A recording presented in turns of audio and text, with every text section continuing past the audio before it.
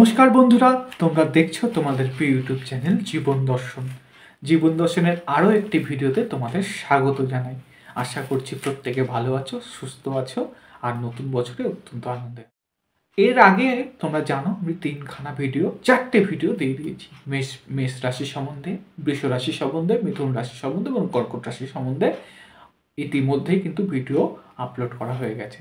তোমরা অতি অবশ্যই দেখে নিও। আগের ভিডিওগুলো যারা দেখেছো তারা অবশ্যই জানো যে আমি এই বছরটাকে তিনখানা পার্টে ভেঙে ভেঙে রাশিফলগুলো বলছি, অর্থাৎ জানুয়ারি থেকে মার্চ মাস পর্যন্ত প্রথম পার্টের ভিডিওগুলো আলোচনা করব।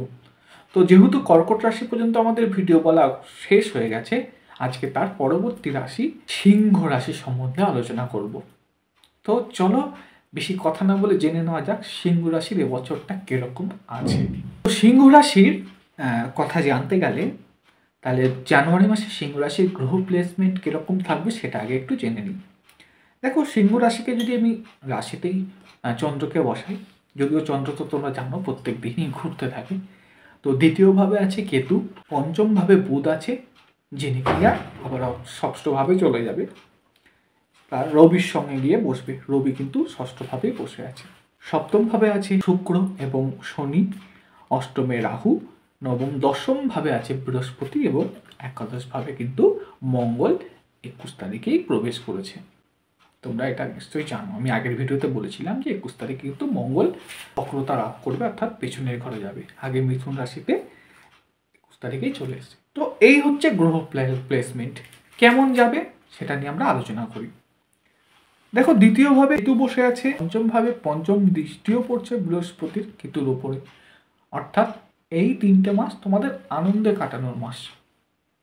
পয়সা কড়ি বলো, নতুন কুটুম্ব বলো, আত্মীয় স্বজন বলো, এরা কিন্তু অত্যন্ত তোমাদের পক্ষে সাহায্য করবে। হঠাৎ এরকম সিচুয়েশন তৈরি হতে পারে যে তোমরা হয়তো তাকে চেনো না বা জানো না, আননোন কোনো পার্সন, সে এসেও কিন্তু তোমাকে সাহায্য করতে পারে। এটা কিন্তু অবশ্যই হবে। তবে হ্যাঁ, অনেক ক্ষেত্রে দেখবে গুপ্তভাবে অনেকে সাহায্য করার সম্ভাবনা আছে। যেহেতু দ্বিতীয়ভাবে কেতু বসে আছে, কেতু একটু গুপ্তকারক, অর্থাৎ গোপনে কাজ করতে পছন্দ হয়, সেই জন্য তোমরা হয়তো চাইবে। পঞ্চমভাবে বুধ বসে আছে, এই জায়গাটাও ভালো। সন্তানের থেকে সুখ শান্তি, সন্তান তাদেরকে কোনো হেল্প করা, সন্তানের থেকে অর্থ লাভ, এই জিনিসগুলো কিন্তু হবে। ষষ্ঠভাবে যখন বুধ যাবে তখন নিজের শরীরের প্রতি একটু যত্ন নিও, আর নার্ভের কোনো সমস্যা হলে একটু যত্ন নিও। এই জায়গাটা একটু সমস্যা থাকবে, কোনো শত্রুতা হতে পারে, সেই শত্রুতাগুলো বেশি দিনের জন্য অবশ্যই নয়, তোমরা সেটা মোকাবিলা করতে পারবে। রবি বসে আছে এই সময়, এই জায়গাটা লগ্নপতির, যেহেতু রবি তোমাদের লগ্নপতি বা রাশিপতির তো রবি, সে যখন 6 নম্বর ঘরে বসে আছে, অর্থাৎ ঋণভাবে বসে আছে, তোমাদের কিন্তু ঋণে এই সময় জড়িয়ে দিতে পারে, অর্থাৎ আরও নতুন লোন বা এই জাতীয় কিছু তোমাদের কিন্তু করিয়ে দিতে পারে। দ্বিতীয়ত, শত্রু হন্তা এই সময় সৃষ্টি করতে পারে। হয়তো শত্রুরা তোমার প্রতি অনেক ভারী হতে পারে, কিন্তু শত্রুরা লাস্ট পজিশন পর্যন্ত তোমাকে কিছু ক্ষতি করতে পারবে না, যেহেতু তোমার লগ্নপতি ষষ্ঠভাবে বসে আছে। এটা কিন্তু বেশ ভালো। তবে হ্যাঁ, শরীর নিয়ে একটু ভুগতে হবে, হঠাৎ ঠান্ডা লেগে যাওয়া, গরম হয়ে যাওয়া, ঘা, এই জিনিসগুলো মূলত পেটের প্রবলেম, এই জিনিসগুলো একটু আসতে পারে। তবে খুব বেশি চিন্তার কিছু নেই, ঠিক হয়ে যাবে। সপ্তমভাবে তোমাদের এখন বসে আছে শুক্র, দাম্পত্য জীবন অত্যন্ত ভালো চলবে এই সময়। বিজনেস যদি তোমরা করো অত্যন্ত শুভ। সপ্তমভাবে বসে আছে তোমার শুক্রর সঙ্গে শনিও বসে আছে, এই জায়গাটাও বেশ ভালো, কিন্তু যেহেতু সপ্তমে শনি বসে আছে একটু লেট করায় প্রত্যেকটা কাজে। যারা বয়স্ক আছে তাদের পক্ষে তো মোটামুটি ঠিক আছে, চলে যাবে, কিন্তু যারা নতুনভাবে কোনো কাজ শুরু করছো, বিজনেস শুরু করছো, তাদেরকে একটু ধীর গতিতে কিন্তু চেষ্টা করবে উন্নতি করানো। অষ্টমভাবে তোমাদের রাহু বসে আছে। অষ্টমভাবে রাহু বসে থাকা মানে তোমাদের কিন্তু হঠাৎ কোনো অ্যাক্সিডেন্ট, হঠাৎ কোনো চোট পাওয়া, আগুন থেকে একটু সাবধানে থেকে ওই সময় উপর থেকে কোথাও পড়ে যাওয়া, এই জায়গাগুলো কিন্তু হওয়ার সম্ভাবনা প্রবল পরিমাণে থাকে। তবে হ্যাঁ, রাহুর ওপরে কিন্তু বৃহস্পতি তোমাদের দৃষ্টি দিচ্ছে, যার দ্বারা কিন্তু যেটা অনেক বেশি পরিমাণে হওয়ার ঘটনা ছিল সেটা কিন্তু হবে না। একাদশভাবে যেহেতু বৃহস্পতির দৃষ্টি পড়ছে আর রাহুর ওপরে দৃষ্টি পড়ছে, যতটা সম্ভব খারাপ করবার কথা ছিল ততটা কিন্তু খারাপ করতে পারবে না, বরং অষ্টমভাবে রাহু কিন্তু তোমাদের হঠাৎ করে কোনো বড় ধরনের অর্থ পাইয়ে দিতে পারে। যদি কারো রাহুর দশা চলে আর রাহু একটু ভালো পজিশনে থাকে, বৃহস্পতি মোটামুটি ভালো পজিশনে থাকে, তাহলে কিন্তু এই সময় বেশ কিছু অর্থ তোমরা এই সময় হঠাৎ করে অপ্রত্যাশিতভাবেই চলে আসার সম্ভাবনা আছে। সেটা লোনের মাধ্যমে হোক, কেউ তো বৃহস্পতি তোমাদের অষ্টমপতি, পঞ্চমপতি এবং অষ্টমপতি, সে গিয়ে এখন বসে আছে 10th হাউসে। তো এই জায়গাটা কিন্তু বেশ ভালো। বৃহস্পতি তোমাদের বিভিন্ন জায়গা থেকে কিন্তু বিভিন্ন দিক থেকে কিন্তু গাইড করে দেবে, ভালো থাকবে, এটা আমি বলতে পারি। 11th হাউসে মঙ্গল বসে আছে হঠাৎ কদিন আগে পর্যন্ত, অর্থাৎ 21 তারিখ আগে পর্যন্ত তোমাদের মন মানসিকতা শরীর নিয়ে ভোগান্তি এগুলো কিন্তু ছিল। কিন্তু যেহেতু 11th হাউসে এখন মঙ্গল প্রবেশ করেছে, তোমাদের এই সময় কিন্তু হঠাৎ করে কোনো লাভ, যে কোনো কাজে হঠাৎ করে কোনো সফলতা, এই জায়গাগুলো কিন্তু অবশ্যই দেখা যাবে এই 3টে মাস। তো ওভারঅল যদি আমি আলোচনা করি তোমাদের জন্মছকটাকে, সিংহ রাশির অত্যন্ত ভালো এই সময়টা তোমাদের কিন্তু আছে।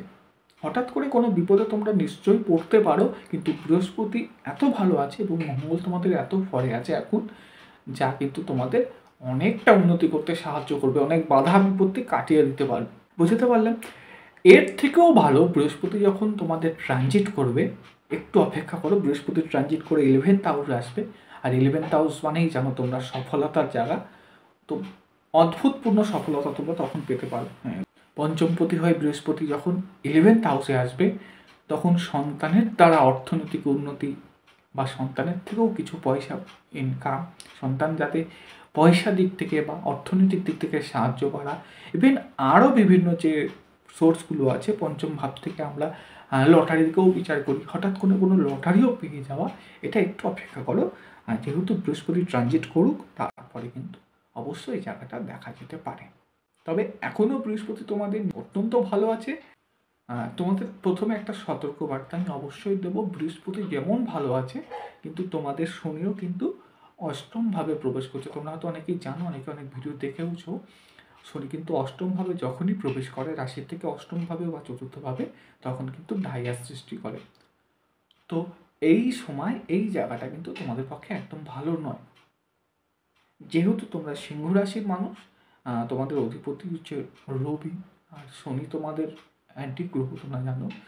তো শনির এই জায়গাটা কিন্তু তোমাদের পক্ষে খুব বেশি ভালো হবে না। অবশ্যই যারা একটু বয়স্ক আছো বা যাদের অনেক বেশ 50-50-এর বেশি বয়স হয়ে গেছে, তাদের পক্ষে হয়তো শনি যদি জন্মচক্রে মোটামুটি ভালো থাকে, তাদের মোটামুটিভাবে শরীর নিয়ে একটু ভোগালেও শনি যাওয়ার সময় অনেক কিছু দিয়েও যেতে পারে, শনি যদি ভালো থাকে।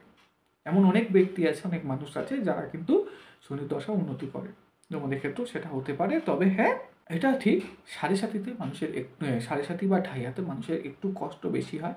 তাই আগে থেকে, এখন থেকে যদি তোমরা পারো, শনির জন্য স্পেশালি কোনো কাক যদি থাকে বাড়ির কাছে বা শালিক পাখি এরকম যদি কেউ থাকে কালো রঙের, তাদেরকে কিন্তু খাওয়াও, তাদেরকে যতটা সম্ভব খাওয়াও, হনুমান চল্লিশা পাঠ করো, হনুমানকে মেটি সিঁদুর লাগাও। শনি মঙ্গলবারে আস্তে আস্তে যদি শনিকে তোমরা এই সময় নিজের ফরে করতে পারো বা নিজে যদি তুষ্ট করতে পারো, তাহলে কিন্তু শনিদেব তোমাদের এই সময় অদ্ভুতপূর্ণ ফল দিয়ে যেতে পারে। হ্যাঁ, আগে থেকে একটু রেমেডি করার উচিত, যদি সম্ভব হয় এই জিনিসগুলো করো, তাহলেই ঠিক হয়ে যাবে। সেটা অনেকটা দূর, এখন অনেক বাকি। মার্চ মাস পর্যন্ত তোমাদের নিশ্চিন্তে থাকতে পারো, মার্চ মাস পর্যন্ত তোমাদের বেশ ভালো কিছু সময় আছে। নতুন লোন, নতুন অর্থপ্রাপ্তি, কোনো বড় কোনো সমস্যার সমাধানও এই সময় হয়ে যেতে পারে। শরীর নিয়ে একটু প্রবলেম হতে পারে, তবে সেটা খুব সাময়িক, সেটা আবার ধীরে ধীরে ঠিকও হয়ে যাবে। তোমরা দেখবে অকারণে এই সময় অনেক খুশি থাকতে পারবে, মন থেকে অনেকটা তোমরা ফ্রেশ থাকবে। তো জানুয়ারি থেকে মার্চ মাস পর্যন্ত সিংহ রাশির জন্য অত্যন্ত শুভ, এটার বলার অপেক্ষা থাকে না। সচরাচর যতটা মানুষের শুভ থাকা উচিত, একটা ওভারঅল প্রেডিকশান, জেনারেল প্রেডিকশান হিসাবে কিন্তু সিংহ রাশির মানুষের এই সময়টা বেশ ভালো চলবে। তবে হ্যাঁ, নিজের জন্ম ছক যদি একটু পারমিট করে, দশা অন্তর্দশা যদি তোমাদের ভালো থাকে, তাহলে পুরো ফলটা কিন্তু তোমরা পাবে। যদি দশার অন্তর্দশা একটু খারাপ ফল করে, তাহলে কিন্তু এতটা ফল তোমরা নাও পেতে পারো। কেননা যে গ্রহটার দশা বা অন্তর্দশা চলে, সে দুটো গ্রহ কিন্তু জন্মছকে তখন সবথেকে বেশি ফল দেয়। তাই তাদের ফল কী আসছে সেটা আগে জানা উচিত। আশা করলাম তোমাদের প্রত্যেকটা জিনিস বোঝাতে পারলাম। সবাই ভালো থেকো, সুস্থ থেকো, আর ভিডিওগুলো দেখো। আর হ্যাঁ, সাবস্ক্রাইব কিন্তু একটাও হয়নি, সাবস্ক্রাইব কিন্তু করা তোমাদের দায়িত্ব। আর আজকের মতো শুভরাত্রি, প্রত্যেকে ভালো থেকো, ভিডিও দেখো।